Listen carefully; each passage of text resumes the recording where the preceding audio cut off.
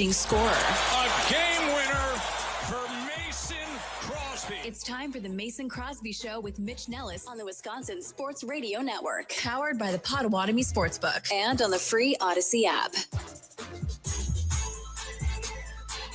It is the Mason Crosby Show. Tommy Wirtz in for Mitch Thunder Nellis, all-time leading scorer here. I don't know what Mitch is doing. I kind of forgot. Do you remember what he's doing? Yeah, Minocqua Mayhem softball tournament. Oh, yeah. Is he in Minocqua? I think so. That is not close. Is it Minocqua? Maybe Mequon. Maybe it was Mequon? Okay, that would be maybe more reasonable. My mind was at the lake. Mequon makes more sense. Yeah, Minocqua. Well, I might be in Minocqua here in a couple weeks, right before the softball game. Yeah, we might be heading up to our friends, the Hansons cottage up there, and just get a couple days on the lake before hitting some softballs. So, what a trip that could end up being. What a treat that is. That is a treat. That's what we call a gift. I like having friends with stuff as opposed to having stuff. So lake house, while I would love one, it's actually more beneficial to me to have friends with a lake house. Same with a boat, right? You're the same way. You're like, I rent a boat as opposed to getting a boat because you just don't want to. Yeah, I don't want to pay for all the other stuff with it. So you're still working on the friend part? So you're just you're doing without right now on both parts. So the girlfriend comes home today. She was in Alaska for 10 days, and I realized, I have no friends. Yeah, I have no friends this entire time. I went to my mom's yesterday because I was already in Milwaukee because of Summerfest, which was awesome yesterday. Yeah, how'd it go? Was great. Was super cool.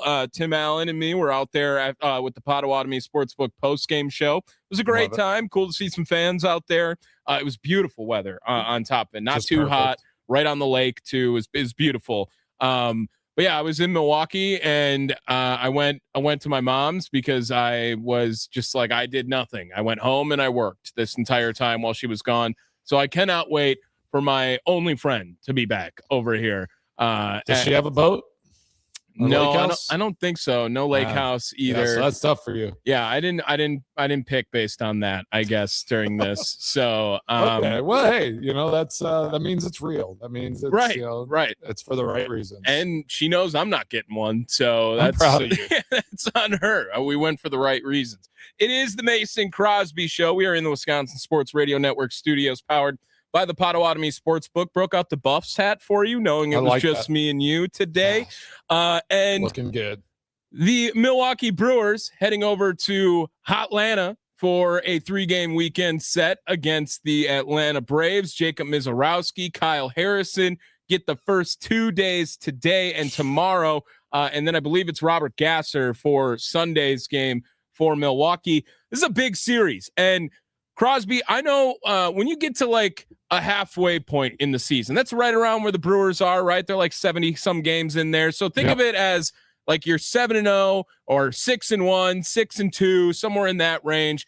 And you have another game going up against a team that is 6-2 or 5-3 or just some sort of game. Does it feel like, are you ever in a locker room thinking like this is a barometer? This is a barometer of a game. This is something where we can now measure up against another good team or another good opponent. Or you ever just think, is it always a strictly like week to week basis? And you never really think past the opponent to think, well, if we do win this game, like who's stopping us now? I don't think you go to that mindset, but you definitely circle that game. And like the coaches are going to be talking about it.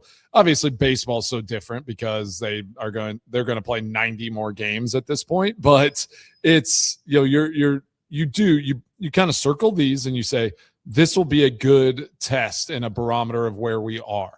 And it'd be ridiculous, especially in the NFL, to not have that conversation and not think that way because those games are so, you have so fewer games that it's like thinking like, oh, we're in the playoffs. Like, it doesn't matter as much. Like, no, it matters. It matters more. These games are important.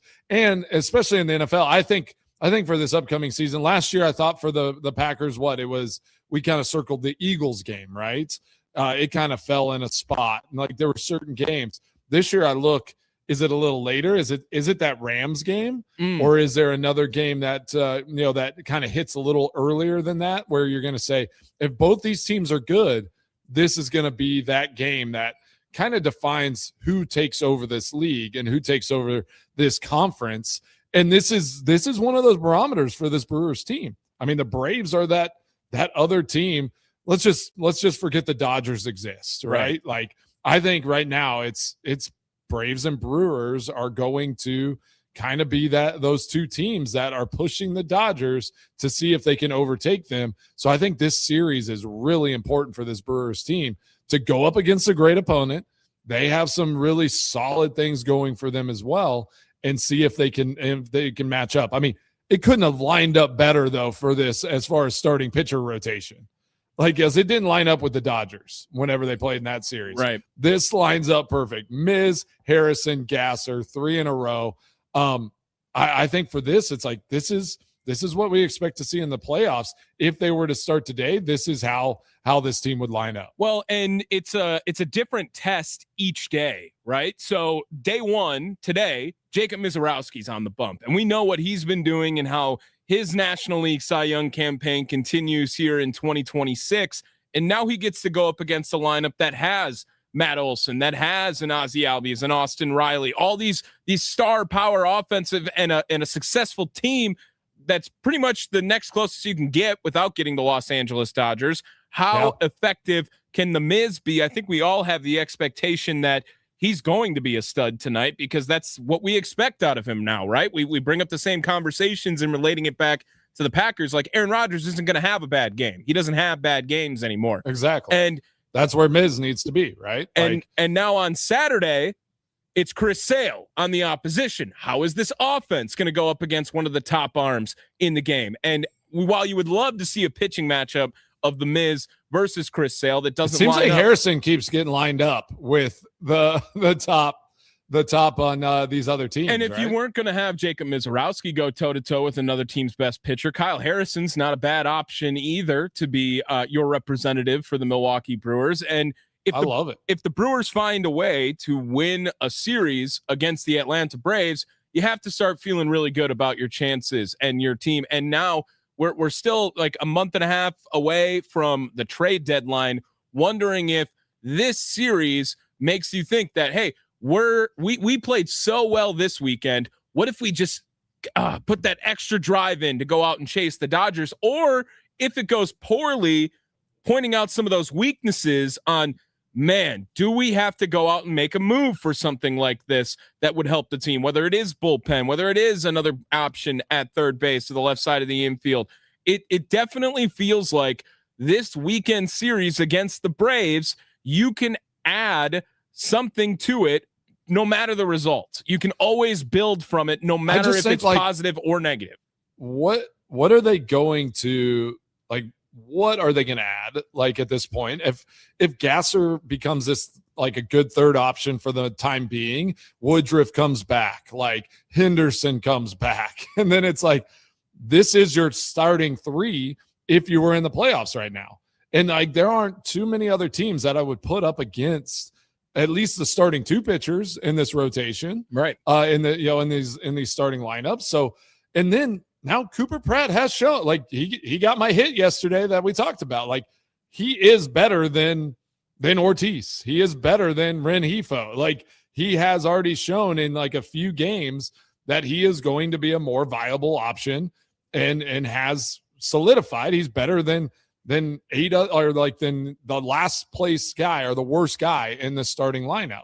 So I don't know who you go and you fill in here. I think this team right now, unless you go and find an awesome, like you go get the Scooble or you go do something just ridiculous, I think this team is pretty solid right now. Well, and winning is ultimately that barometer, right? They just keep winning baseball games. And I know the game yesterday, Cleveland, they kind of threw out a day game lineup where Blake Perkins isn't going to be starting games in October. They threw they threw a weird one out. Joey Ortiz was at third base. I mean, I know there was a lefty on the mound too for Cleveland, and they were trying to maybe play some matchup with it, but ultimately it's set up though. It's set up in that bottom of the eighth whenever bases got loaded, Yelich was up, everything kind of set up for them to go win that game, right? And they just didn't get it done. Like, they brought in who pinched hit. Contreras came in and got an at bat, and it was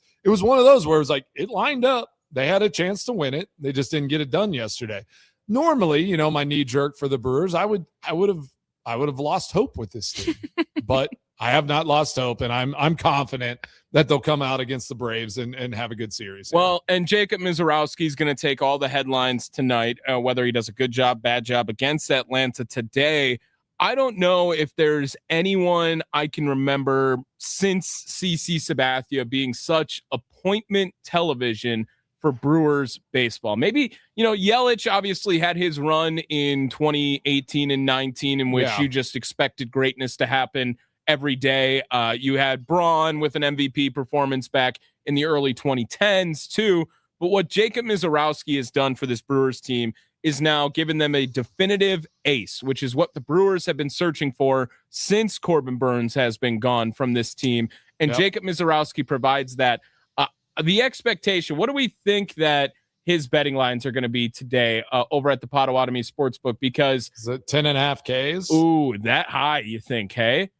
I don't know. I mean, is that the expectation now? Like, he's going to get 10 plus strikeouts every game? It's probably going to be 8.5. Looking at the betting odds today, the Brewers pretty big favorites for a baseball game at minus 175 today against the Braves, who are at plus 143. On the pitcher props today for Jacob Mizorowski, his over-under just 8.5 strikeouts. I mean, he's got to get 9 today. He's getting 9 today. That I feels feel like a 9 is like the minimum bet for him. Yes, every it feels like 9 is definitely going to be there. Now, he did go. The complete game was the last go around, right? I'm not mistaken that. So they obviously stretched him out for a week, and they switched up the rotation a little bit so that they could put Miz and Harrison next to each other for this series. Yesterday, they don't use Ashby, they don't use Uribe, they don't use McGill. They're ready for this game, this series. It did feel like they were looking ahead just a little bit yesterday. They gave Contreras the day off, right? Because they want him to catch probably the entire weekend. Now, I think that they were looking a little bit ahead when thinking about this Braves series. And Jacob Mizorowski, I'm going to tell you right now, if his number's at 8.5 when it's 5:00 and we're doing the leadoff show today, he's getting put in the parlay. He's put in the parlay 100%. Brewers Braves over the weekend. We're going to have pregame coverage 1 hour before first pitch with the leadoff show. And then after the last pitch, you can make the switch over to the Potawatomi Sportsbook postgame show with Tim Allen and me all weekend long. I believe Aaron's popping in for one of the shows. I don't know what. Tim's on assignment. I'm sure he's got a big meeting with Marlboro to see if he can, get a discount after all these years. But I love that. Not yet. Andrew Brandt. I have no idea the direction we're going to go with Andrew Brandt. It feels like sports and ethics is a bigger topic right now than we've had in a while. He's got a new book coming out that we're going to help him out with. And I'm sure I'm going to ask him about Sorsby. I need to know what he would do in this situation. And if Andrew Brandt ever scouted for the supplemental draft. I'm sure that he has once or twice. He had to save a little money in the budget to make sure if they dove into that supplemental draft, he'd be okay. We'll ask him all about it. I do like that. I want to ask how much attention did they put onto this supplemental draft? As there's got to be years where not a single pick was made in those, right? For sure. And I want to ask, what does he remember if they ever got someone in the supplemental draft that actually was a contributor for the Packers? Andrew Brandt coming up next right here on the Mason Crosby Show in the Wisconsin Sports Radio Network studios, powered by the Potawatomi Sportsbook.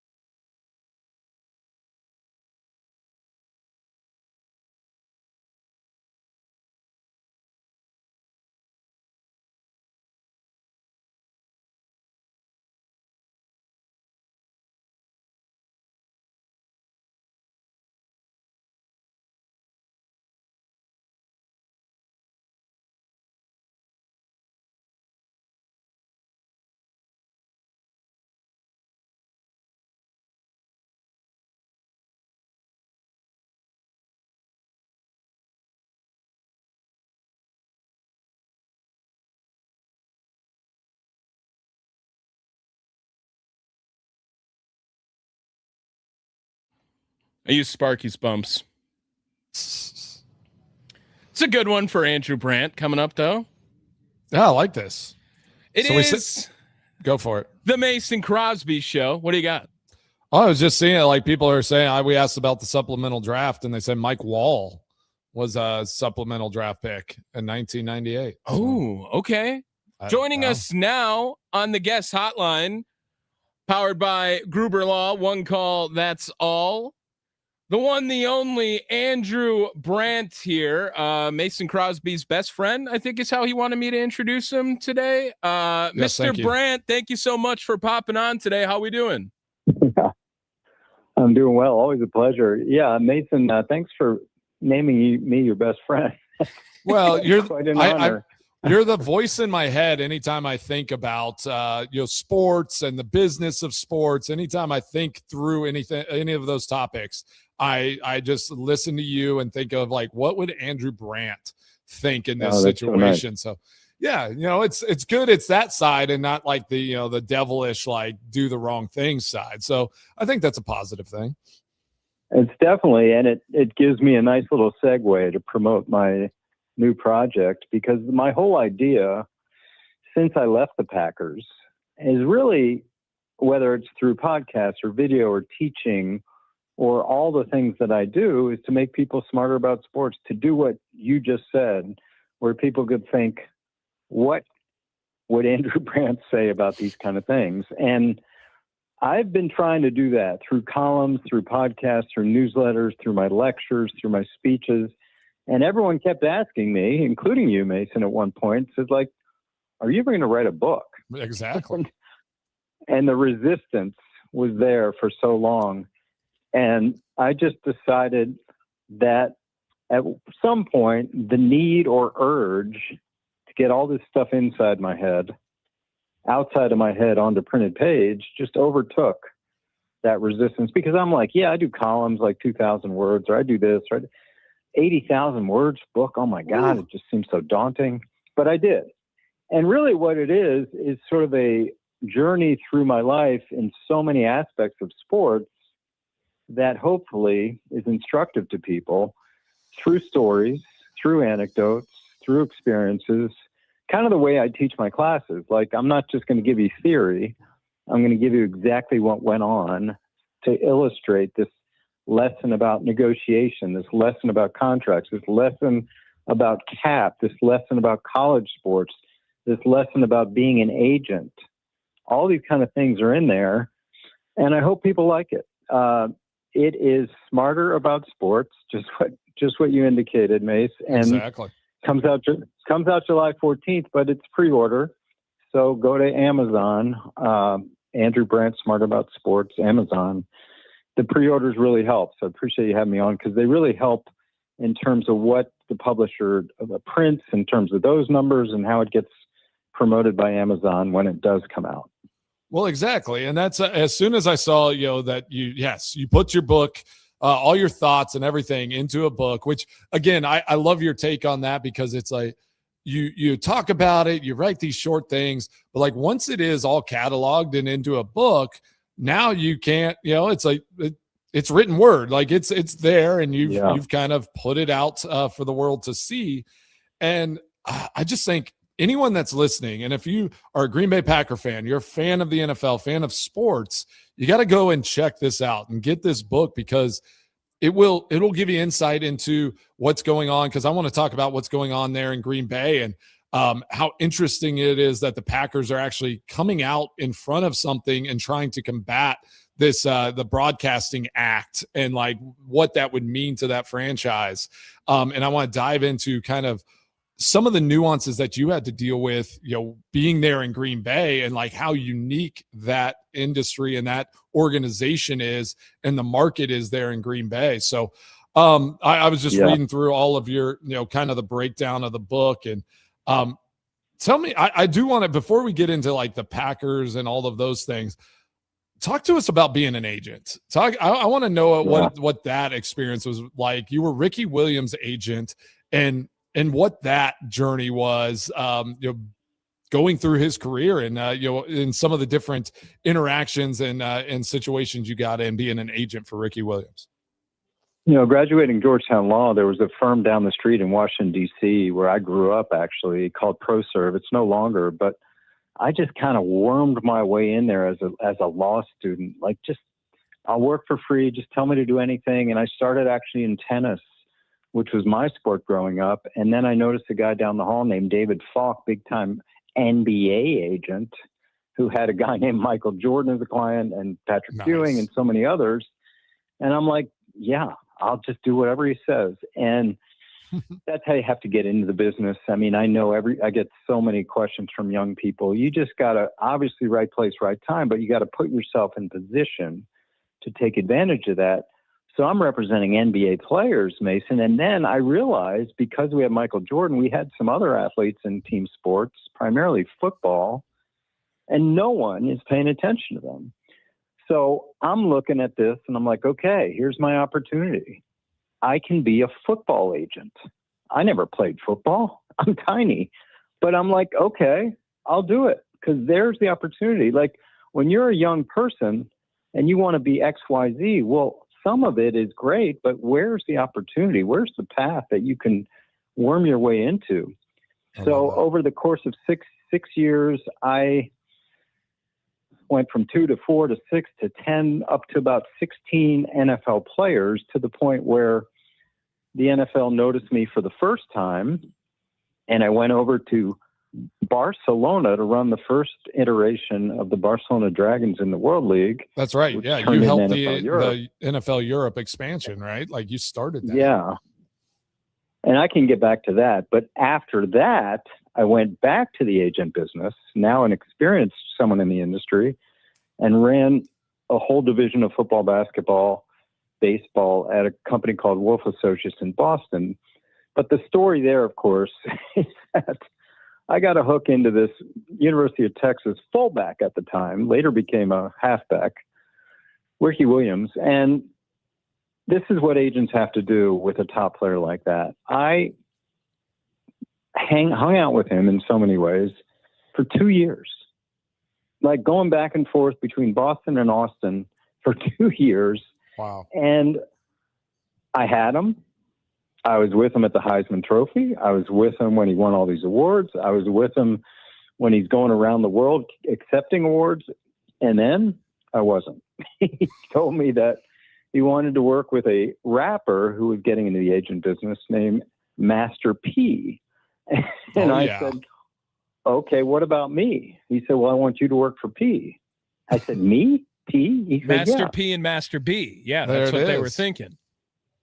At the same time, the same week, I'm getting calls from the Green Bay Packers. I had a couple clients through the years, no one big, but I had Matt Hasselbeck there as a backup quarterback. And I'm like, okay, I can't really talk to you, Packers, because I got Ricky Williams, I got Master P.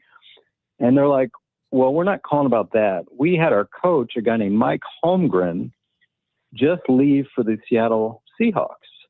And he took the guy, Reinfeldt, who did all the contracts and managed the cap and business. And I said, well, okay, I wasn't getting it. And he said, how'd you like to switch sides? And I said, what do you mean? Like, come up here, run the business of the Packers. And I said, you deal with 100 agents. Yeah, you deal with all these agents. Why me? Well, you have a nice way of dealing with people. You know your way around the cap. Well, we're trying to get more agent friendly. What better way to hire an agent? So that's how I ended up in Green Bay, just being an agent out of the blue. They call, and I have 4 chapters of this 16-chapter book about my Packer experience. And I'll tell a quick Mason Crosby story. He doesn't probably even know this. Oh man! All right, let's see it. We had a few kickers after Ryan Longwell, and we're in the draft room, and we're about to take Mason Crosby. Was it 5th round or 6th round? 6th round. 6th round. Okay. Well, before we do, Ted Thompson, I'm sitting next to him. We bring in our 2 special teams coaches into the war room. Now, they have never been asked to come in the war room, but they are. John Bonamigo and was it Slocum? And we're like, how you like your kickers you got? Oh, this guy's good. This guy does this guy does that. And Ted says to him, listen, we're going to take Mason Crosby here. You like Mason, right? Yeah, we like Mason. We like Mason. Because when we take him, he's your kicker. like you're not going back to these guys. You understand. I wish they would have told me that. I know. You didn't want to know. We didn't want you to know that. Yeah, exactly. So it was Ted in a moment of like, this is very matter of fact. If we take him, we're cutting those guys. Not tomorrow, but eventually we're cutting those other kickers. You understand that, right? And like, they're like nervous and bumbling and like, yeah, we get it. Okay. Thank you. And they leave. And we take Mason. Oh man. That's in the book. See, we talk about that. I talk about that all the time. I'm like, gosh, like I get the competitive mindset, and it's like you need to go and work and show your worth and do all those things. But every once in a while, that kind of comment would maybe serve, some of the young players well to be like, hey, you're our guy. Just do your job and get it done. They did that this year, right? Like they released McManus after they drafted Trey Smack, and they basically handed him the ring. So we'll see if that process works as well, because I will say, like, I think having another guy there, a veteran, where I had a mindset, and I mean, we kicked so much, I feel like, in that training camp too, and it felt like a heated competition. But I do think that served me well to have a mindset that even though I was drafted in the 6th round, like I felt like, and it's kind of my personality as well, but it was one of those where I'm like, I'm going out and I have to compete and earn this thing. I can't falter, or they might realize that they made a mistake. So there's kind of a balance there, but I mean, I think these are little business facts about NFL and other things. Like if you take a kicker in the draft at any round, it's like taking another position in the top 3 rounds. It's just, they're making your team. Like that's it. So if you make that decision, for sure. Andrew Brandt joining us here on the Mason Crosby Show. Make sure you go check out his new book, Smarter About Sports. Pre-order it wherever you get your books. Andrew, I wanted to bring up a question here. I know that sports ethics, a great topic to have with you whenever you're on. And how can you not think of what Brendan Sorsby is going through? And I have to assume that you have an opinion on this. Like from the beginning, right?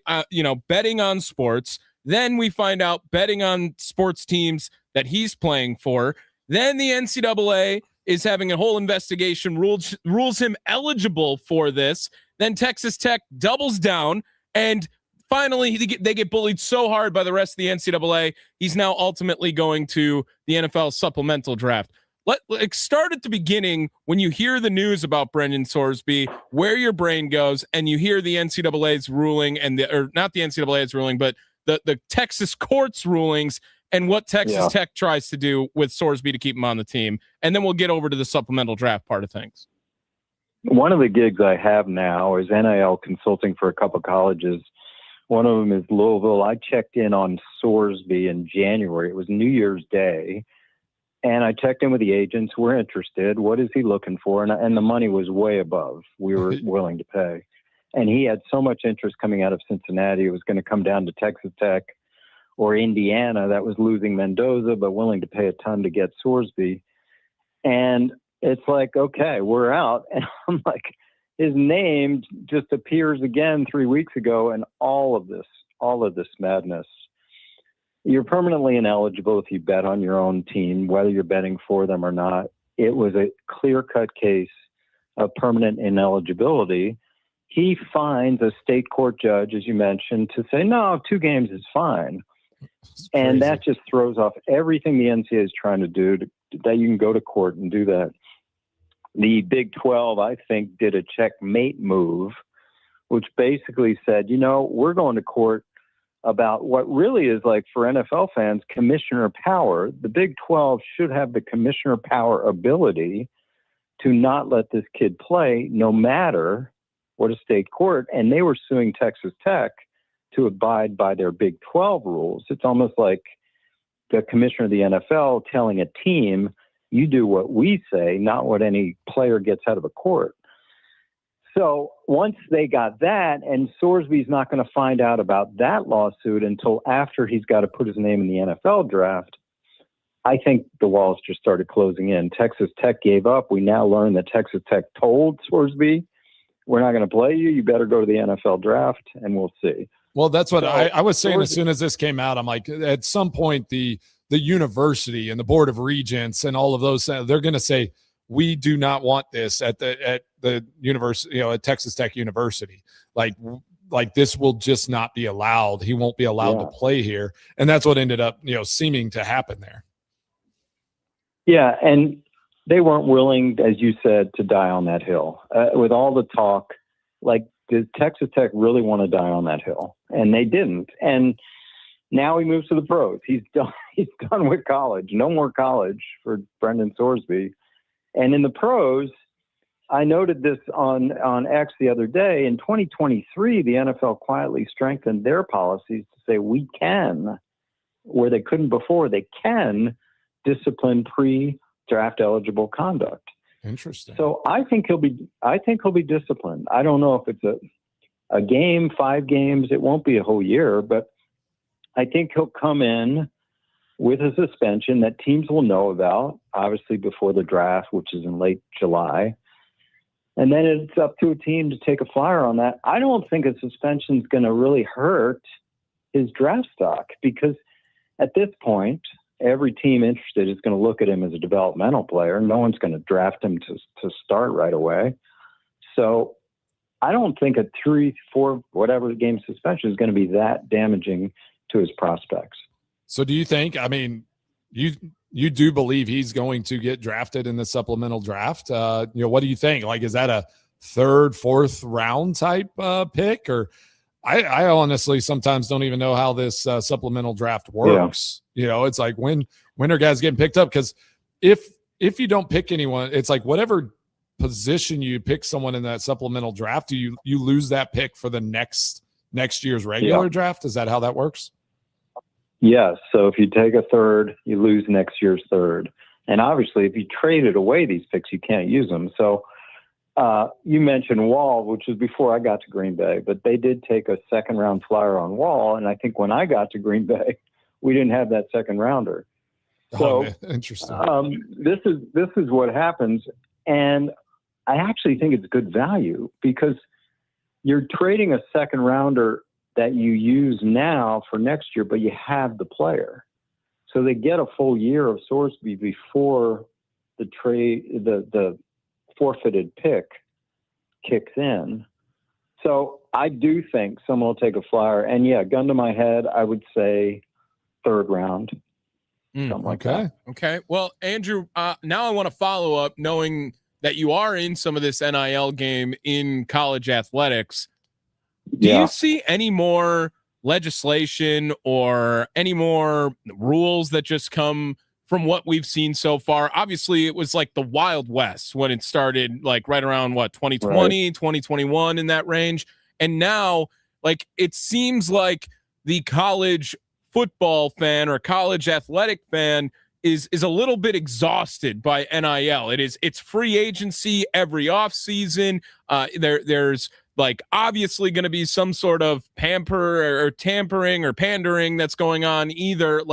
What is the future of NIL? And is that maybe the number one issue or number one, question in college athletics right now for the future? I'll tell you guys, and I think I told Mason this, when I got into college and started negotiating for schools that were interested in my expertise in contracts and cap, I'm like, okay, sure. And then I get in and I'm talking to agents, let's do a 2-year deal. Let's do a 3-year deal. They're like, are you crazy? Look, I would never do more than a 1-year deal. Every agent. And why not? Because it's free agency every year, because there's unregulated transfer portals. Guys are at 4 or 5 schools. We know that. And they make more every year. Sometimes they make more twice a year. Crazy. And I'm like, okay, this is different. This is different. players have more leverage than the pros. They don't make the same amounts. But when you have free agency every year, listen, there's a bill in Congress right now. You've probably been talking about it, hearing about it, with Marsha Cantwell, Democrat from Washington, and Ted Cruz, staunch Republican from Texas. This has a shot. This has maybe the best shot. What it would do is have a clear one-time transfer rule, only one time, unless for extraordinary circumstances. It would have a agent regulation, 5% max from agents on these kids. It would have no super league. It would not allow any conference to merge with another conference over a certain level of revenue, which is why the SEC and Big Ten are kind of against it, but they seem to be the only ones against it. So I think this has a chance. That would regulate things. That would make it easier to navigate college sports as a fan and as someone working in this, because what I hear from fans is it's a mess. It's no continuity. Every team is built from scratch every year, which I'm involved with. It's frustrating. We'll see. Did you ever think about going back into the agent side whenever good question. In this space, or was it like you just want to stay on the team side and kind of work from that side of things? Because I mean, what you're saying, like they're going to put a cap on a 5% for these. So are agents now in college taking more of like a marketing fee, like a 20%?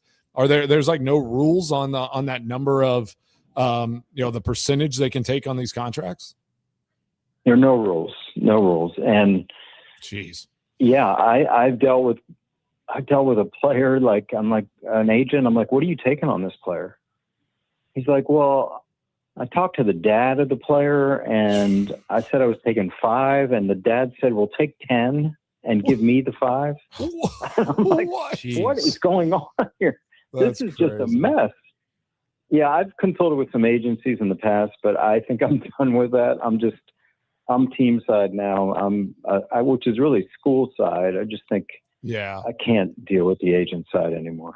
Well, again, why we lean to you for all these answers is because like we truly believe like education is going to be the answer in all of this. Like get yourself educated, understand what it is. And I think with your book, like anyone kind of asking some of these questions, the more you know, it almost frees you up though too, to watch the games in a different perspective, a different lens, and all these issues.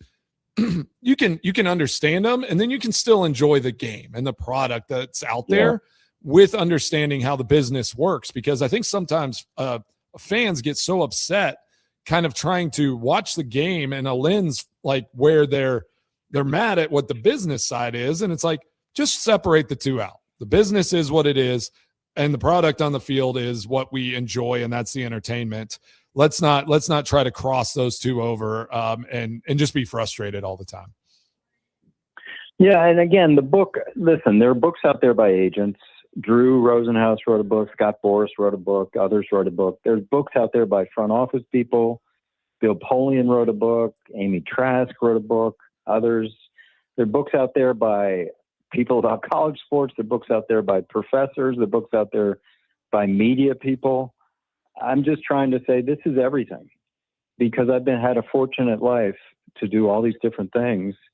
And I think, like you said, Mace, people will learn from this book, but they'll be entertained by these stories too. Like, wow, because it's just a different world. For Mason sure. experienced it. It's not what people think. Like I deal with lawyers all the time that when I was with the Packers, like workers' comp lawyers or whatever, and they're like, wow, this is different. I'm like, yes, it's not what you're used to dealing with. Sports is different. You can't treat a sports business the same way you treat your normal operating company.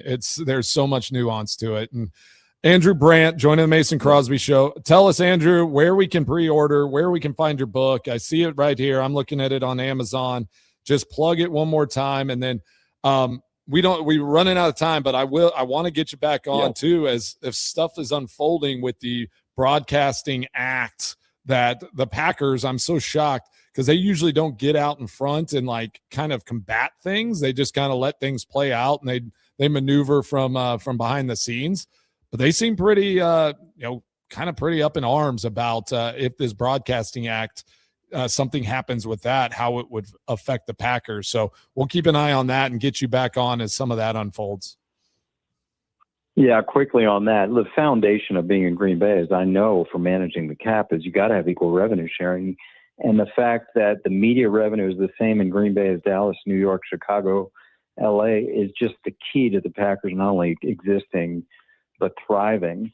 Quickly on the book, 2 sites you can get to it. You can get to Amazon, Smart About Sports, Amazon Andrew Brandt. You'll find the book, pre-order, please. Again, it helps the fact that you pre-order as we get to the pub date on July 14th. I also have a website just for that, smarteraboutsports.com. So either way you can get the book. With the website, you can also get my newsletter as well. So Nice. I appreciate you guys letting me promote that. I think it'll, any sports fan, obviously Father's Day on Sunday. So if you're listening, be a nice gift for Dad. Awesome. Heck yeah. Andrew, thank you so much. Have a great rest of your day. Thank you, guys. Talk to you. There he All is. right, appreciate you. Andrew Brandt on the guest hotline, powered by Gruber Law. One call. That's all. This is the Mason Crosby Show.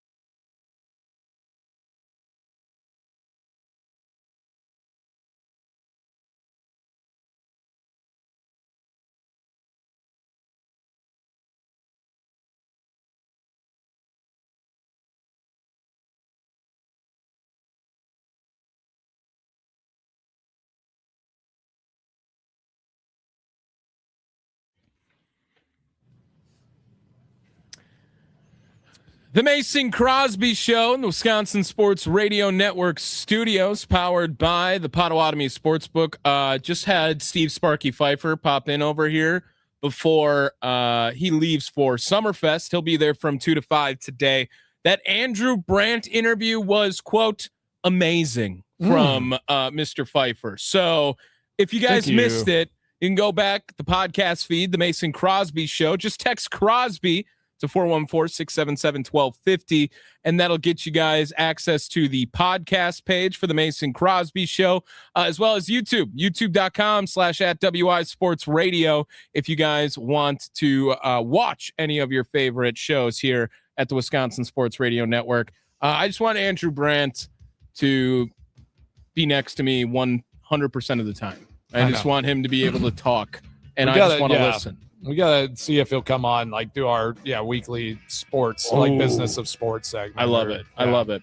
I mean, he's too good. Coming up in the 1 o'clock hour, we're gonna talk some Packers, some U.S. men's national team. Pulisic is out. Oh no, it's all right. Tim Weah is gonna dominate. That's a real guy. You knew Tim Weah was coming in. It's the Mason Crosby Show.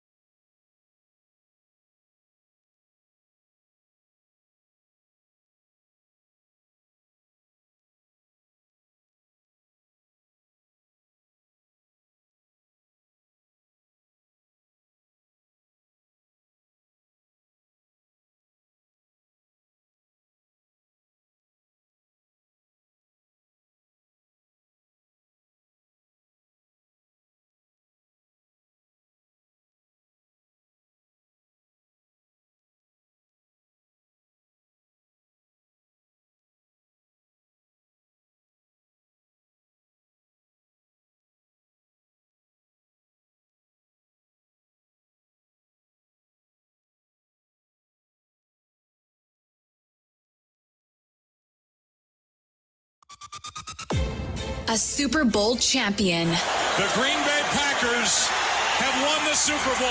The Packers' all-time leading scorer. A game winner for Mason Crosby. It's time for the Mason Crosby Show with Mitch Nellis on the Wisconsin Sports Radio Network, powered by the Potawatomi Sportsbook and on the free Odyssey app.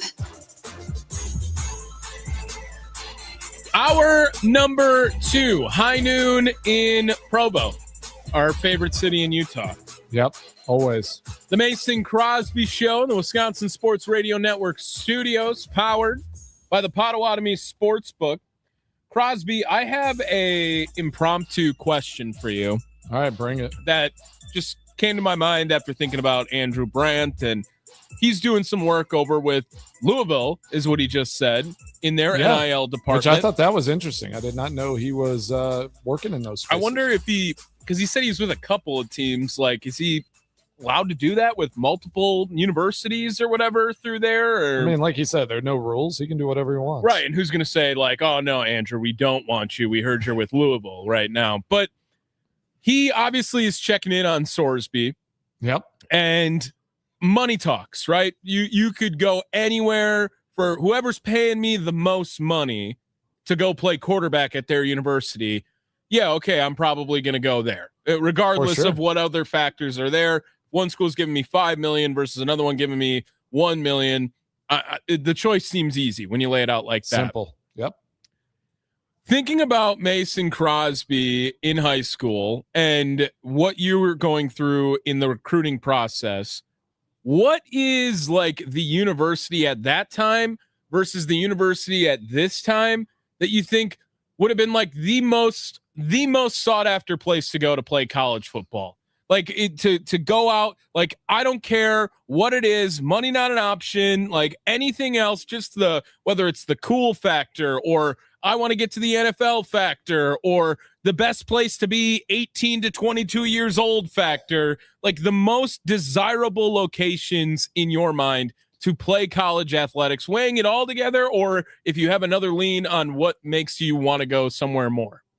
So like when I was in college or today? Well, I think both. I think comparing, I think it's a completely different answer for both of them. Yeah. But I mean, it feels like there's where is that place even now? But like you were going, I feel like USC was probably like USC, Texas. Yeah, that would have been a good one too. Texas was a like huge one. Honestly, I look back and I'm like, I wonder if, because after my sophomore year, like I kind of got on the radar, right? Like it was like, all right, like this guy can kick. I started getting some accolade, all the things. I had kicked a 60-yarder there in Colorado and like started kind of showing what I could do. I wonder, had NIL been a thing, if Texas might have been a play, because if that had happened, I would have been involved with Vince Young in a national championship against USC, which was kind of wild. But yeah, I think at that time it was Texas. USC was they were the schools. I mean, you had Reggie Bush, Matt Leinart, Lindell White, the Williams, Mike Williams, all those guys. And then you have Vince Young, Ricky Williams, Cedric Benson. They had a Mike Williams, I believe, there too. And then their defense was crazy. So I think those two teams were it. Michigan had a moment there. I think that's Texas beat Michigan in the Rose Bowl. That was my sophomore year. So those were kind of the teams, in my time. And, honestly, still today, it's like, think about it though. It's like Texas Tech is throwing money at people, right? Like, are they going to be relative in this, in this era of college football? Like, I would think, I think they're moving that way. I mean, they were last year. They got in the college football playoffs. They had a good team. Like, they continue to build great programs. The fact that Texas is not winning national championships surprises me in this day and age. Like, you would think that they would be able to go out and purchase and sign the best players to all these to this roster. But then you got Ohio State's, you got Indiana now is willing to to pay players and go throw that money around. So I do think it's so different now than it was then, because I do think it is just what donor group, what NIL space steps up, and which schools are willing to go out and use those resources to pay the players. Whenever I was in college, it was, I mean, think about it. Vince Young played 3 years at Texas, and then went to the NFL. Cedric Benson, all these guys played at one university, then went to the NFL. Today, there's no way those guys are not just getting bags of money thrown at them to go and play somewhere else. Would they have left? I don't know. Could Texas have retained them? Probably. But it's still, they would have had that option to go somewhere else. And I think about those old teams, and that's what makes me sad about the state of college sports, is just that you don't have those teams anymore. You don't have the USCs with Matt Leinart, Reggie Bush, and even though maybe they were getting paid at that time. Yeah, I mean, probably not the right example, I guess. But still, they stayed at USC. They stayed at one school. Yeah, I'm sure another school Alabama offered them money that would have been hey, if you come here, we'll somehow $10,000 will be on your bed. USC just said no, we'll buy your parents a house. And right. We'll take care of you for a long time. But what university then, if money's not an option? Where would I want to go? Today, what do you think? I mean, obviously, a coach fit is always a part of the recruiting process. Somewhat. Nothing special teams coordinators and I'm not going and chasing Lane Kiffin anywhere. Yeah, I guess he's going to be gone in 2 years. Probably a good time for those 2 years, though. Probably a good time. If you're thinking of like LSU 20 years ago is probably a more desirable location to go to just to bring in Lane Kiffin than it is today, right? LSU, the history, and they were winning a natty in that. Did they win a natty when you were in college? I think so, right? I think so, yeah. So that was Les Miles back then, or was it Saban? It was Saban or Miles, one of them. They both won one, I think, during that stretch. It was Les Miles. Looking at what is desirable about going to any university, it feels like that's just gone now. I mean, the top guys are going to go to the top schools, but it really feels like it's money. And what's stopping the number one recruit in the nation? If Kennesaw State offered them the most money, they'll end up in Georgia. That just feels like it's inevitable in that way. I still think there is a pull to the big universities and the big schools. If I'm deciding to, and let's just say I don't know why you said Kennesaw State. Well, I was just thinking of a small school. I was just thinking of a really small college. But it's if Kennesaw State's giving you a little bit more money, or it's Alabama or a big time SEC or Big Ten school, I'm still choosing the SEC or Big Ten school. Okay, I'll give you because these. The NFL is still the gold standard. You still want to make it to that next level. Sure. So you're going to want to play at one of the big universities. If you have the same financial number for all of these schools, go ahead and rank then. Let's go with five schools right here. Let's go Alabama, schools. Georgia, Oregon, Michigan, Ohio State. If I told you you're getting the same money from all of those, what school jumps out that I want to go, whatever you want to do from there after? If we go Alabama, Georgia, Michigan, Ohio State, Oregon. Which one jumps out immediately? That's where I would go. All of those. Yeah, I hate all those schools. Just saying. Honestly, I'd probably go to Oregon because I like it out there in Oregon. So the Nike stuff, just Oregon is kind of has that aura about it, right? With Phil Knight and the Nike school and all the stuff that he's put into that. I think Oregon would be a cool place to go and play. I think Eugene is a cool college town. I've been through there a few times. So Oregon probably be one. And then it'd probably be Alabama, like Birmingham, that part of the South. It'd probably, gosh. I mean, Georgia's putting guys in the NFL every year, and I hate Georgia. But I hate. But I mean, again, if you're trying to get to the NFL, that's my mindset. I don't know. Do guys have that anymore?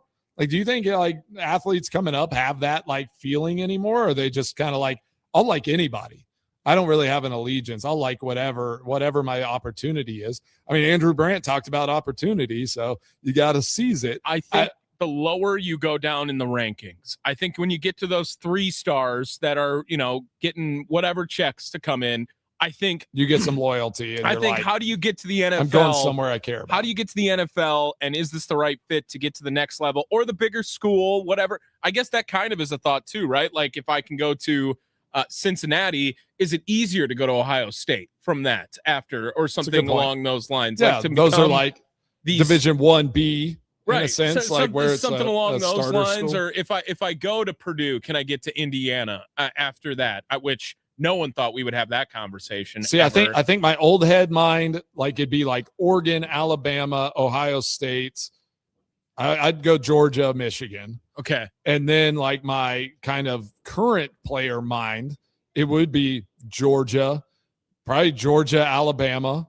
And then I'd probably go Ohio State, Michigan, Oregon. That would be because I just think obviously great players come out of Oregon and there's like a ton, but I just think it's a smaller pool, honestly, just because of the West Coast sometimes. I just think there is something with that West Coast, and being in the Big Ten's good, but you see kind of the top of that Oregon team get to the NFL, but you just don't see that like the abundance like you would at Georgia and Alabama and those types of schools. I feel like they just have a mass number of players every year get to that next level.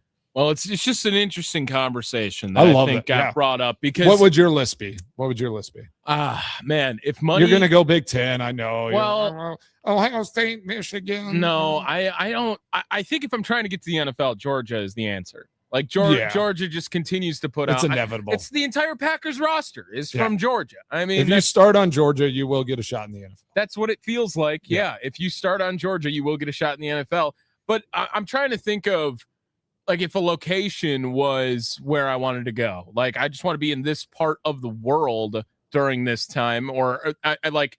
Can Arizona State just be like, hey, as long as we offer the same money, are you going to have more fun at our university than any other university? Probably, right? Probably. If you're able to compete financially with these teams, and so if at some point money is going to be like the programs that are going to be serious in college athletics are going to spend the money, whether it's this year or down the road. We saw it with Indiana, right? Indiana found some money and became relevant. If other universities and organizations want to stay relevant, the money is all going to become the same. And now what are the other factors? What about Miami? Oof, man. Miami should be able to just pay players. I would have been such an idiot if I was in Miami at 18 years old. Like just the worst idea possible is going to Miami as an 18-year-old, I think.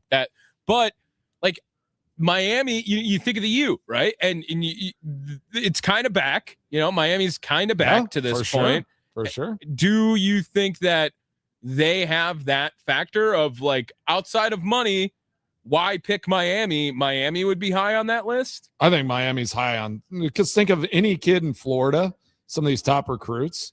If Miami is on the list of like, we will pay you and like, we want you to come here, how do you say no to that? Right? Like if I'm choosing between schools, it's like I grew up in Florida. Miami is coming and calling. Like I'm going to Miami. Like I like at least that's my mindset. Well, I don't know and don't you think that if it's equal at other spots? But don't you think in a state like Florida, where you have Florida and you have Florida State, that is Florida coming back? Is like Florida's? I mean, I think they're not back yet.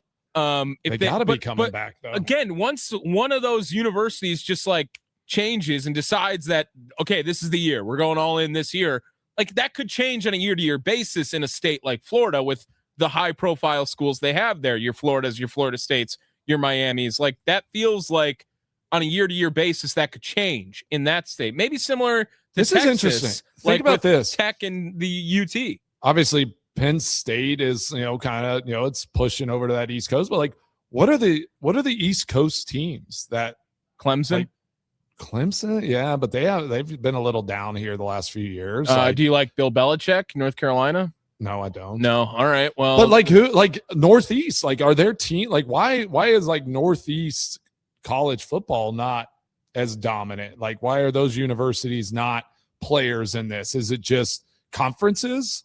Like, because they're the Big East? Like, because like ACC, like those conferences are just a little bit down right now? I'm going to pull up a map of the United States. Because think about like, what's that, like Syracuse? Like, they're not doing anything. Right, Boston College on that side over things. Okay, so if we're going in the Northeast, like Pennsylvania, I think we can lump in there, but otherwise, like schools in New York, you talk about Syracuse, who's kind of been irrelevant for a while now in athletics. It feels like in New Jersey and like Rutgers is over there, right? Like no one's going to go there. In Massachusetts, I talked about Boston College being there. There's nothing in Maine, Vermont, or New Hampshire for football. Yeah, Penn State also is on that east side of Pennsylvania too, where you are kind of away from it. West Virginia, Pitt, Maryland, anything like now we're getting Atlantic a little more than Northeast too to this point. Sure, but so that's always like interesting to me, like like where. But again, where is the majority of your talent pool coming from, right? So if you're a kid from Florida, Texas, California, Ohio, some of the big Pennsylvania, some of the big football states, like you're not going to Syracuse or Rutgers or any of that if you have another option, right? Like those are just going to be secondary schools for that next tier of player. What if I threw Notre Dame into that top 5? We'll replace Oregon with like Notre Dame. Does that school do anything more for you? I do think would you say Notre Dame probably holds on to that loyalty piece a little bit, right? Like where you almost have to like be a Notre Dame person. Like, do they? I feel like they don't care. Didn't Riley Leonard transfer there, right? He was at Duke before then, and they just had Minchie, who was their backup, go down to Kentucky, I think too. He's like one of the high profile transfer cases. They have Carr playing as a young guy. Jeremiah Love, did he hang out the whole time there? I think so. Yeah. But I guess in this example of college football, you can put them higher. I feel like that, list, like just because of like Notre Dame, like culture, like you got to kind of like you got to be prepared for like play like a champion to go to Notre Dame, right? Like I think all these other universities they morph with a coach and like you kind of have their identity, but it's like they're universities. Like Notre Dame is Notre Dame. Like you got to kind of have like that culture and that mentality, like in a sense, in you to go to like have that be the place that you choose over other things. Like if things are equal, like if I'm not Catholic, if I'm not like into Notre Dame culture and it's Notre Dame or Ohio State, I'm choosing Ohio State. Yeah. All day long. I don't know. I could see why. Interesting. I mean, Ohio State, I think it also depends on your position too, right? Notre Dame, Indiana. What are you choosing at this point? Oof. Like, say if you're not like Notre Dame like truist, and it's like I didn't grow up like I'm not a Notre Dame guy. You're from Chicago. Let's say this: you're from Chicago. You're in that metro area. Or Milwaukee's close enough, I guess, too. And you got an offer from Notre Dame or an offer from Indiana. Like if Cignetti is still at Indiana, how do I say no to Kurt Cignetti? Like that guy, he's a beast. He's the most efficient coach in college football right now. I can't say no to that. Is there anyone else that jumps off that you'd rather play for than Kurt Cignetti? He just turned around Indiana. I agree. Man. I don't know. That's I like that. I like this conversation. It's fascinating because I don't think loyalties and like kind of like what you grew up rooting for plays as big of a role. And it's like I'm not going. Would I not go to Alabama if I grew up an Auburn fan now? Like I would go to Alabama if they came and gave me a big offer. Whereas I think 20 years ago, like that might have been a little tougher for some players, right? Where it's like if you had a chance to go, I guess, I mean, it's like if I had a chance to go start at Alabama or not start at Auburn, I'd go to Alabama. But if all things are equal, I'm choosing the school that like I have an allegiance to. if you get offers from both schools. I don't even think that matters anymore, though. I don't think they're like, it doesn't matter anymore at all. Like I grew up. But it used to. If I grow up a Badger fan, I'm going to Wisconsin. I don't think that matters anymore to people, especially the top end recruits. So dead. There's no way there's anything like that. Okay. I'm looking at the top recruits right now in the 24/7 top recruits. Where did the number one recruit in 2026 choose to go to college? Top recruit chose, let me guess, Michigan. That is not what I have right here. I don't know. I was just guessing. It is Houston. What? Keyshawn Henderson, top 20, according to 24/7 Sports. Is he from Texas? He's from Texas. Okay. Legacy, the School of Sports Sciences. Interesting. That must be an IMG over Seriously, in Texas. Yeah, right now. holy cow. But he's the School of Sports Sciences. Yeah, I mean, how did I That's not get unbelievable. accepted there? What are we doing? I'm sure him being 6'3", 200 pounds had something to do with it. I wish I could be a kid now, like just have these like crazy school opportunities like that. But is that like, there's no way Houston offered the number one recruit in the country the most money, right? Yeah, that's weird. Yeah. I mean, they could have. And I don't know. Jared Curtis, Texas Tech's throwing money at everybody, and they're outbidding people. So. Your other Nashville boy over here, Jared Curtis, going to Vanderbilt, right? Is that like Vanderbilt spending the most money on him? Money. Sure, man. And I mean, they're an up and coming program. I think Vanderbilt's going to be competitive now for the future, just because of the alumni base and the donor base. That money is going to run deep now that Vanderbilt can spend. And now, like, just that spend is going to compete with all these other SEC schools. I mean, their pockets are deep over here at Vandy. Well, yeah, if you ever get accepted for a lunch, go there for Vanderbilt for sure. It is the Mason Crosby Show. We went on a little bit of a tangent there, but if you were the number one recruit in the nation, what school would you decide to go to? Money not an option. But if you had all the factors of whether you want to play at the next level, whether you want to have the most fun in college, whether you want to get some playing time, whatever it is, if you had a choice, what university would you go to and why? 414-677-1250. On the other side, we'll talk about how America has never felt sadder when Christian Pulisic got ruled out against Australia today. I'm not worried about it. Their toilets spin the other way, Mace. They don't need them against the Aussies. Yeah, no. Give them another little breather. Let them get this dub. Those koala huggers over there. Yeah. Can I say think that Sparky might be a deep soccer fan, because after he jumped on, and then he was texting me. He was like, Tim Weah is going to dominate, and he's locked in. I always say no way that they're going to win. Okay, I don't know. Whatever. No way with Tim Weah. No way with Tim Weah. Yeah, for sure. The Mason Crosby Show in the Wisconsin Sports Radio Network studios, powered by the Potawatomi Sportsbook.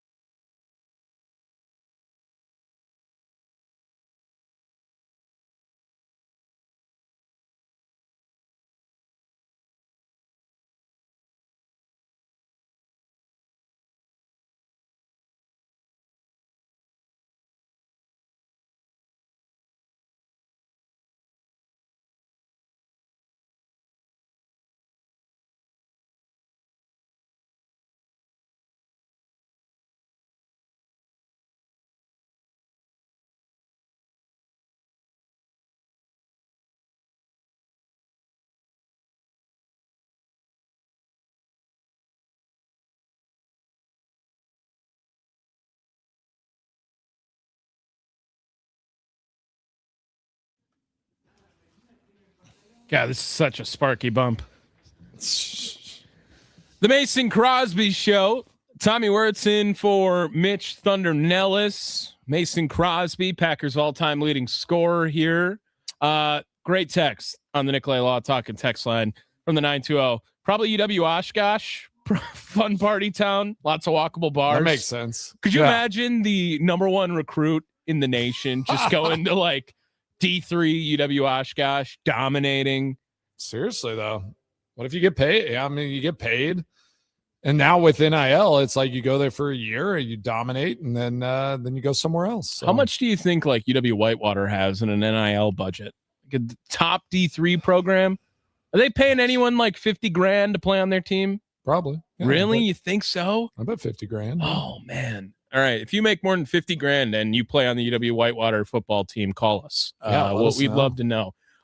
U.S. men's national team playing Australia today. That game coming up at a half hour, right? 2:00 is what do you call it? Is it the opening kick or first pass? What do you call? Do you just call start a game?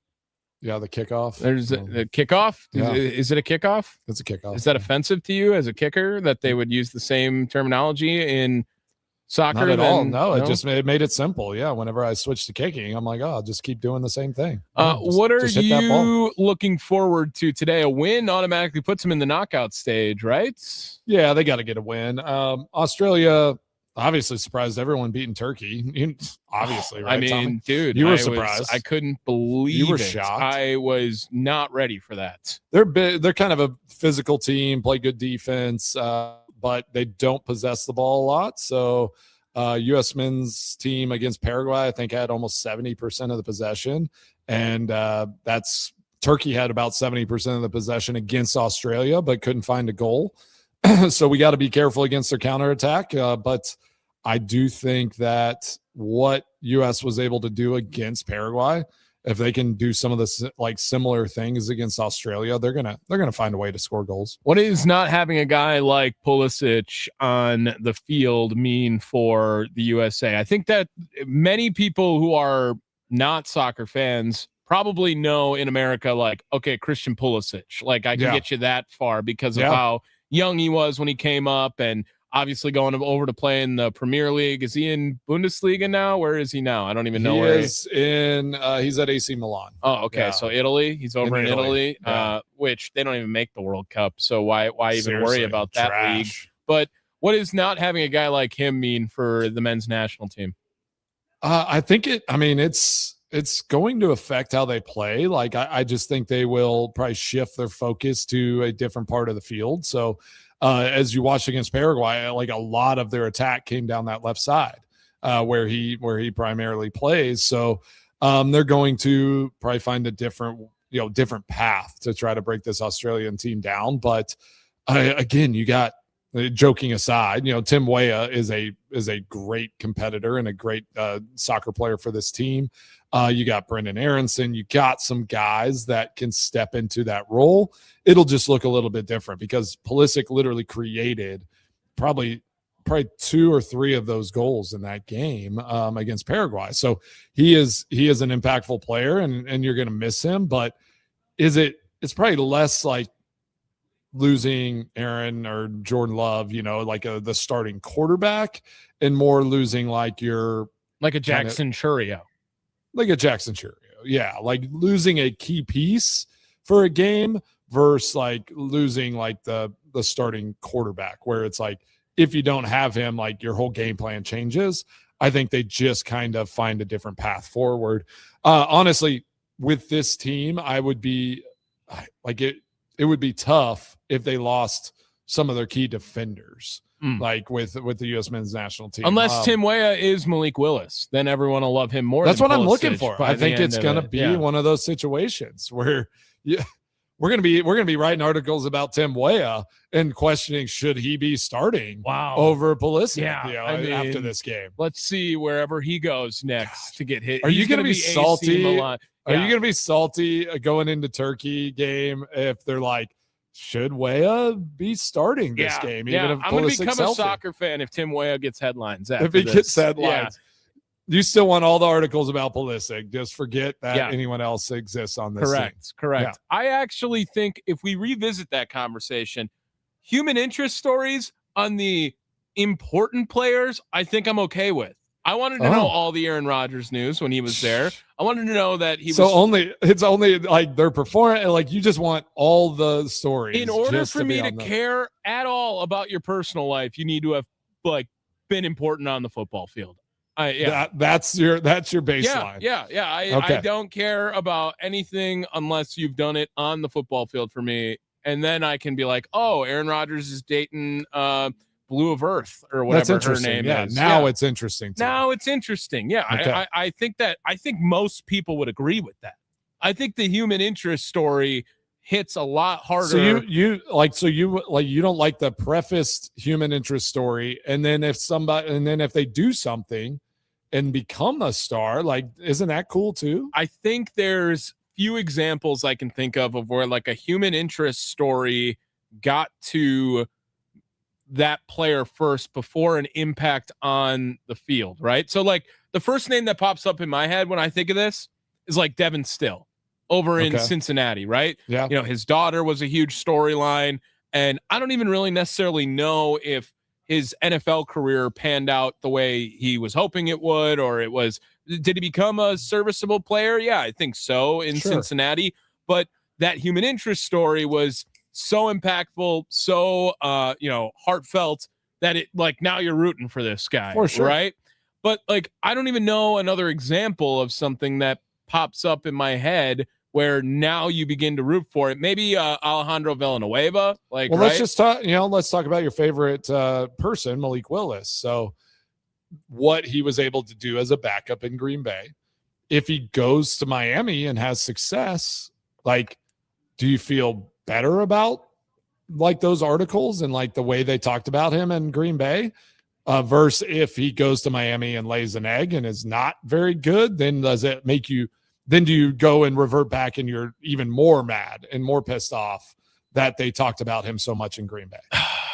I would guess if he's bad in Miami, you're going to be more mad that they wasted all that time talking. Correct, but I'm going to be even more mad if we start getting stories of should the Packers have never let Malik Willis leave. Oh my gosh. Like that is going better backup. They should have just signed him to a backup lifetime backup contract. If I get a story like that, that's coming out. Yeah, it's after 3 weeks of football, right? The Packers will be 1-2, the Dolphins will be 2-1 or something. And that story gets written, and I promise we will have Rob Domofsky's writing that story. We will, he is. I will ask him to come on, and I will have words. He's gonna be like, well, Malik should have just stayed the backup in Green Bay. Why the read option offense is more productive for the Green Bay Packers? Like that story is going to infuriate me if it gets off to a slow start. But to your point. If Malik Willis does go out and ball out, I think I'm still happy for Malik Willis. I'm not rooting against Malik Willis. It's just that what he did for Green Bay is a thank you for your service. Like it was never a competition. Like a question of like who should be the starter here. It is CC Sabathia gets traded over to the Brewers. He was never signing an extension. He was never staying. He was too good to be in that role for the Brewers because someone else was going to pay him more money. Malik Willis was never going to start for the Packers. Should never be getting more articles. So you written think about him. So you even think when Malik Willis was playing, like the article should have been geared more towards Jordan Love and like when he comes back and like his exceptional play and like what he means to the team? I never once thought when Malik Willis was playing like, oh, if Jordan Love isn't playing next week, I'd be okay with Malik Willis. Is Jordan Love playing next week? When is Jordan Love coming back? Yes, 100%. No matter how successful he was, which he did a great job. Again, not a hater of Malik Willis. I hate the Malik Willis articles that point towards he should be a quarterback for the Green Bay Packers. DeShone Kizer won a game against the Browns whenever Aaron wasn't there. I don't know if Kizer won. I think Huntley won. Oh, that was Huntley. Huntley won against the Bears. But the Browns. No, wasn't it Kizer against the Browns? No, I'm pretty confident. Was that Huntley DeShone too? Kizer didn't win a game. Was that Huntley? Let me see. Brett Hundley's. It might have been Huntley. I thought Deshaun Kaiser played a game. Well, he definitely did. What year was that? What year did we have like 35 different quarterbacks? Aaron was 2017. Does that sound right in your brain? No, it was earlier than that, I thought. 2017 was Brett Hundley, and apparently when did we have Seneca Wallace? That was like 2009, wasn't it? Dude, Seneca Wallace. Seneca, Vince Young was on the team. Yeah, but he didn't make the team that year. Tolzien, I think, made a start that year, right? Yeah. Seneca Wallace in 2013 played. That was 2013. Yeah, started one game for the Packers. Yeah. I missed a few. I think I missed 2 field goals in that game. Oh, sorry, Seneca. You guys lost by 7, to be fair. So okay, so I didn't lose the game. Thank you. Can't have a 4-point field goal. Last I checked. Thank goodness. But that year, Seneca, he ended up playing week 8. He started. Was it the Eagles? The Bears the week before, and then that Eagles game. The starter was Scott Tolzien, and he either got benched or hurt in that game. Seneca came in. And then Seneca came in. And he had a couple good drives, and I missed both field goals, so I feel bad about that. He was 5 for 5 throwing the ball, too. Yeah, Brett Hundley went 3-6 as a starter for the Packers that year. Okay. I didn't know he did. Oh, he did win a game against Cleveland. You guys won a game. He threw that little bubble screen to Devontae Adams. I was so thankful when that happened because in overtime.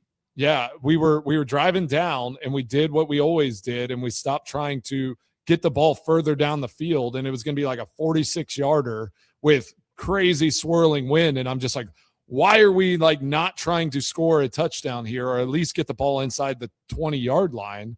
And then they threw that bubble. Like again, they throw a bubble screen, which I'm assuming we're going to get 5 yards, and it's going to be a 41-yarder.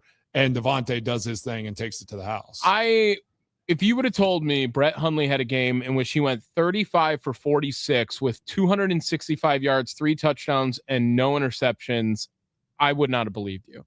I don't remember that at all. I remember him beating the Bears because it was like, even without Aaron, right? During that. Yeah. But I don't remember. Still, dominated. I don't remember the Brett Hundley versus Deshaun Kaiser Bowl by any means. So Kaiser was on the other side. Yes. Yeah, and then he came to us, I think, maybe the following year. What's Josh Jones up to right now? I forgot about that name for the Green Bay Packers, too. He was in the league back in 22 for Seattle. Really? I didn't realize he played that long. But yeah, one of his 2 career interceptions. Well, let's go back to this. Game. Let's go back to the soccer game because they kick off here at 2:00. Let's just say, like, I like this conversation because let's just say Pulisic is the quarterback of this U.S. men's national team. He is the face of it. He is in all, I guess, in all respect, he is the face of this team. What is an expectation of his replacement? Is it a Malik Willis? Don't mess up. Tyrod Taylor? Yeah. That was always the expectation, I feel like, for Malik Willis with me, too. It's like, don't just make a manage mistake. the game. Don't do anything. Yeah. Luckily, his position is not one where it's like, you're in an attack, spot. You're in I'd be more worried if he was like a midfielder or a defender, because then it's literally you're giving up goals if you make mistakes there. You're giving up attack opportunities for the other team to come and score goals against you. If Tim Weah doesn't do a lot on the left side like Pulisic did, you're just kind of losing an attack option, and that can be less detrimental than giving the other team a chance to score on you. So I think that is the main difference in watching the soccer match this afternoon, is that whoever replaces Pulisic on that left side just needs to manage the game well. And I guess it is like a backup quarterback. Just manage the game well. Don't do anything that is detrimental to the team, and try to get the ball to the other playmakers to let them go out there. Florian Balogun, go out and score 2 more goals. Let all your attacking guys do your thing. I think Anthony Robinson on the left side, he's kind of the wide, like winger that plays defense and gets into the attack. He's going to help support on that left side. So I think this team's going to be just fine. And my prediction for this game is 2-1. I think it's going to be a little tighter, a little more back and forth, but I think they're going to come out 2-1. There's Talking Soccer on the Mason Crosby Show. There On the other side, extra points will take you to the weekend here on the Mason Crosby Show. Get you ready for Wisconsin Sports Daily with Steve Sparky Pfeiffer. He's at Summerfest. If you're getting over there, make sure you go to the hole-in-one contest sponsored by X Golf over there. Kitty Corner is where we are for the Wisconsin Sports Radio Network. You see the big Generac power sign, head towards the lake after that. Like, you can't miss Sparky there. That's where you'll find him. Short of the lake, though, right? Yeah, don't go in the lake. Okay. If you had how many shots? You get 3 shots, Mason, at the hole-in-one contest. $5,000 to the first person who gets the hole-in-one. You're 175 yards out. What club you taking? Dang, that's long.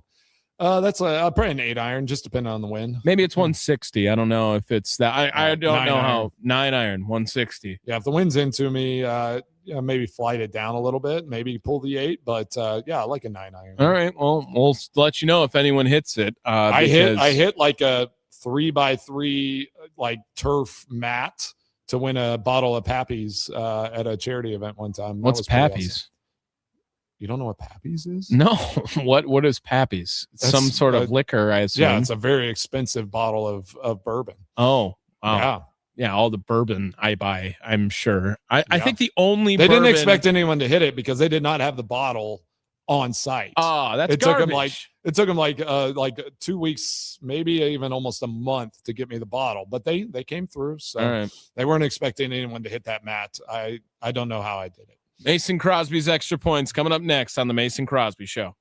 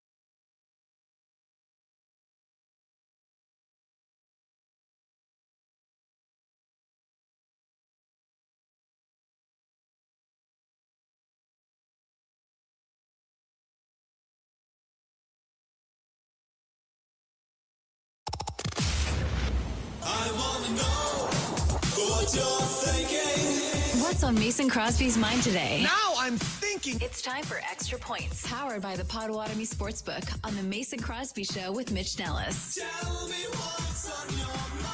On the Wisconsin Sports Radio Network. All right. Thanks for joining the Mason Crosby Show all week long. Tommy, thanks for holding it down, buddy. Of course. It is almost the weekend, and officially the lineup came out. It is not Tim Weah. Oh, no way. Ricardo Pepi. I knew you knew Pepi was the next option. Pepi, right? Yeah. dude. I can't believe they went with Pepi. I just cannot believe that. I can, because they went more of a true attacking player, and so the Florian Balogun and Pepi on the field at the same time for this national team have scored a goal every 37 minutes that they're on the field. If you just take away one letter from Pepe, it's Pele. I assume. I don't know. No, it's not. Oh, dang. Okay. I mean, you got to add another E, and but it's fine. All right. Well, I tried. It's not Paley. I just wanted to. Well, hey, I'm prepping for a road trip. Hey, I'm about to hit the road with 4 girls, and we're going to cruise to Texas. So Godspeed. Yeah. Wish me luck, buddy. When does Nolan come back? He's not back till June 27th. So we haven't talked to him. They have no phones. They're just out in the wilderness. All right. Yeah. Well, him and what's Bear Grylls? Yeah, exactly. Yeah, Nolan. Fend for yourself, buddy. Bear Grylls Crosby. That's right. That's going to do it for us here on the Mason Crosby Show. Make sure you guys stay tuned to Steve Sparky Pfeiffer as he's live at Summerfest with Wisconsin Sports Daily. Crosby, have a good rest of your weekend, my man. Right, buddy. Keep holding it down. The Mason Crosby Show on the Wisconsin Sports Radio Network studios, powered by the Potawatomi Sportsbook. Later. I was